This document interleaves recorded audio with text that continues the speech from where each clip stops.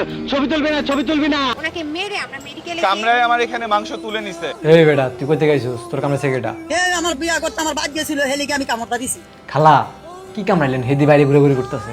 এবং সে আমাকে বারবার বলতেছে যে তুই আমাকে বিয়ে করতে চাইছিস, দাঁড়া তোকে আজকে মেরেই ফেলবে। ঠিকই আছে, তুমি কদিন ধরে এই বুড়ি বাড়ির অনেক জ্বালাইতেছো। একদম জায়গা মতো মাইরে দেওয়ার দরকার ছিল। অলরেডি পুরুষাঙ্গেও লাথি মারছে। কি সাংঘাতিক কথাবার্তা। খালা তো দেখি ভালো পংটা আছে। 3টা 4টা লাথি মারছে। আর আমার চুল বড়, চুল এমন ভাবে ধরছে যে আরো বেডিগো মতো চুল রাখো আর মামুনের মায়ের হাতের জুতা খাও। আবার কেমনে কেমনে ওরা মিলাইছে ওরা জানে, এটি তো আর আমরা জানি না। লিখুন নাই এই কাম করছে, লিখুন নাই। লিখুন নাই আবার দুইটার একসাথে করছে। সব দোষ লিখুন না। আলাদা কোনো ইন্টেনশন ছিল না। আমি মোহনাকে পারমিশন দিছি মামুনের সাথে সংসার করার জন্য। যে এই বেটা তুই পারমিশন দেবার কে? তোর জন্যই তো এসে বেডিটা মাইরটা খাইলো। গেছি শুধুমাত্র আমার এই বোনটাকে বাঁচানোর জন্য, আর কোনো কিছু না। লাভটা কি হইলো? তুই নিজেও মারি খাইলি, লগে বেডিটারও মারি খাওয়াইলি।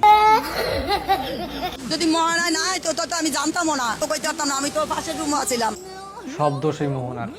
মামুন্য কত সুন্দর একটা সেট আপ করছিল, এই মোহনা আইসা সব নষ্ট করে দিছে। না না, আমরা কত যখন না পাবলিক যারা আছে সবাই একটু যেমনে ভালো এমনি করে দাও। খালা কঠিন একটা জিনিস, সারাদিন কামড়া কামড়ি করে ওরা, আর ভালো নাকি করে দিব আমরা। খালা মাফ চাই, আপনারা গার্ডিয়ান, আপনারা এটা সমাধান করেন, আমরা পারবো না। আমরা তো গার্ডিয়ান, আমরা তো সমস্যা সমাধান করতে পারি না বাবা, তোমরা করো। এখন পারবেন না কেন? কথা যখন বলেন তখন তো মুখ দিয়ে বড় বড় কথা বলেন। মনে করেন বাংলাদেশের 1 নম্বরের সেলিব্রিটি, বিশ্বের মধ্যে 1 নম্বরের সেলিব্রিটি মামুন। এই লাইলার পিছে না যাইতো তা মামুনের আজকে বসুন্ধরা ভিতরে 4-5টা বাড়ি থাকতো। দেখছেন ব্যাপারটা, দেখছেন? বলছি না কথা বলার সময় হুঁশ থাকে না, মুখ দিয়ে যেটা আসে ওইটাই বলে দেয়। গতকাল রাত্রেও মামুন আমাকে বলছে লিখন আসো, আমরা সবাই মিউচুয়াল করে এক হয়ে থাকবো। মামুন তার কথা রাখছে, মামুন সবাই একসাথে থাকার মিউচুয়াল করে দিচ্ছে। এবার থানায় গিয়ে থাকবো একসাথে।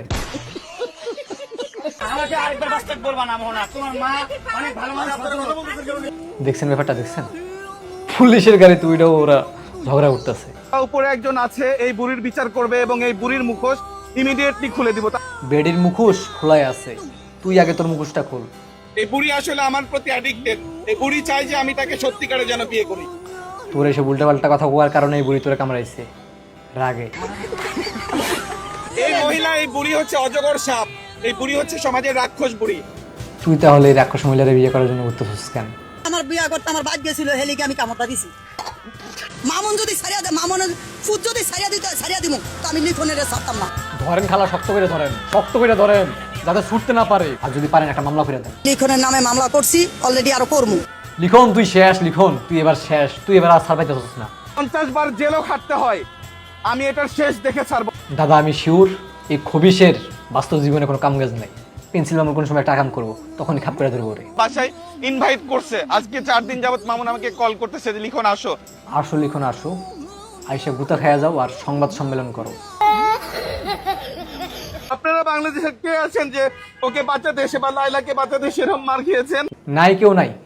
তোর মতো বাদামি মেয়ে দেশে আর একটাও নাই। মামুনের মা ওখানে দাঁত বের করে হাসতেছে। হে বেটা কি কস? কই আমি তো দেখলাম বেডি কানা ঠেলা কথা কইতে পারে না। মানুষের নামে চক্রান্ত করবি না, খবরদার।